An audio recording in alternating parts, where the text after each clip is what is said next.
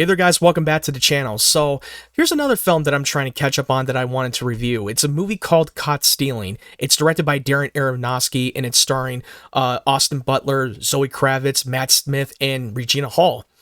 And in case you don't know who Darren Aronofsky is, he's the same director that made Black Swan, that got an Academy Award nomination, including Best Actress with Natalie Portman, which I gotta check out. I know I've got to watch this movie. It's streaming on Hulu, and I will get to it, because I heard a lot of great things about that movie when it came out at the time.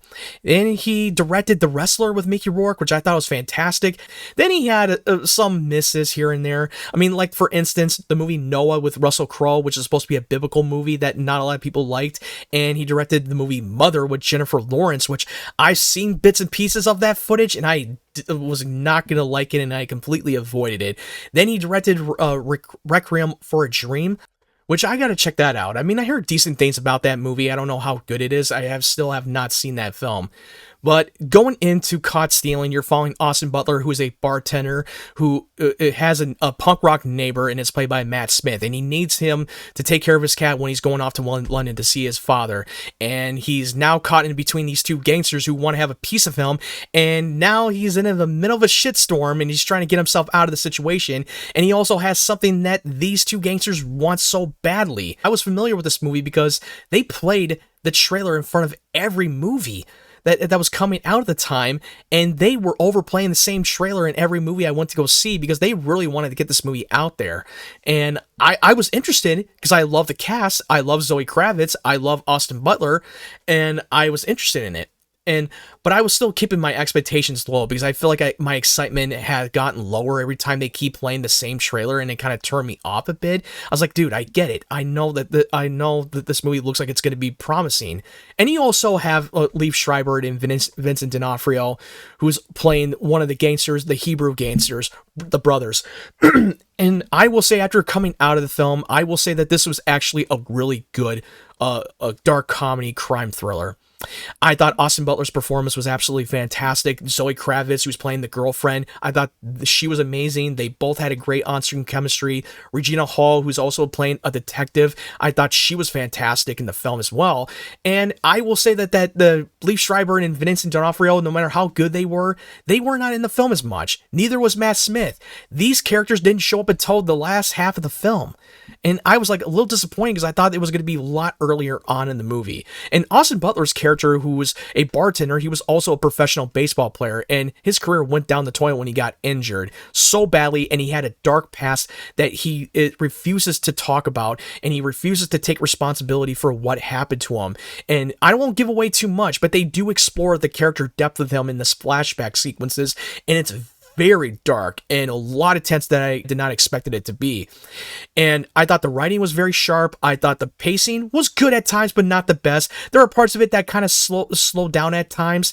And one of my negatives is that I thought that the tone kept shifting back and forth, where it kind of didn't know what kind of tone of the movie that they should be. Should it be like a dark comedy thriller, or should it be like an intense, intense dramatic crime thriller movie? I feel like we're going a little bit back and forth with the shifting of the tone, at least for me. Now, it didn't take away my enjoyment of the movie. Not at all. I thought Austin Butler was phenomenal. A lot of people criticize him because he seems to refuse to get rid of his Elvis accent, which I barely noticed it when I watched this movie, especially when you see him in Dune Part 2. He completely gets rid of the accent, and he's slowly trying to break away that Elvis accent after it was in a biopic movie that he played as Elvis Presley.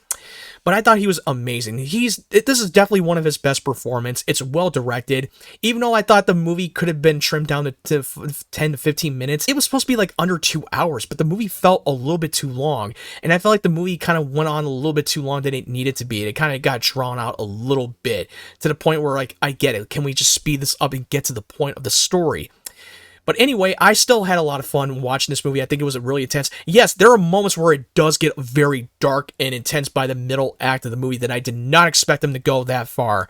I wish we would have got a little bit more Zoë Kravitz in the movie. We only see her in like 20 to 30 minutes of the film, and I won't give away too much, but the way that they handled these scenes were like, wow. they went very dark, and the tone completely took a different turn.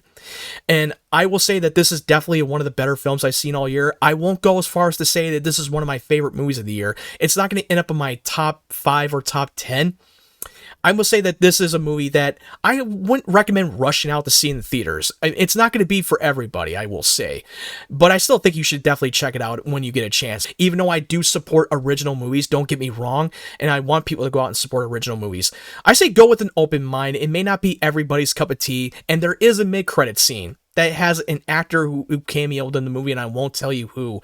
But I still thought the good far outweighed the bad. I'm going to give this movie an 8 out of 10. This was a really solid film that I think you should watch and see for yourself. But anyway, what did you think of Caught Stealing? For those of you who have seen the film, let me know your thoughts in the comment section below. If you like this review, make sure you hit that like button. If you're new to the channel, make sure you hit that subscribe button and turn on the bell notification so you know when my videos are up.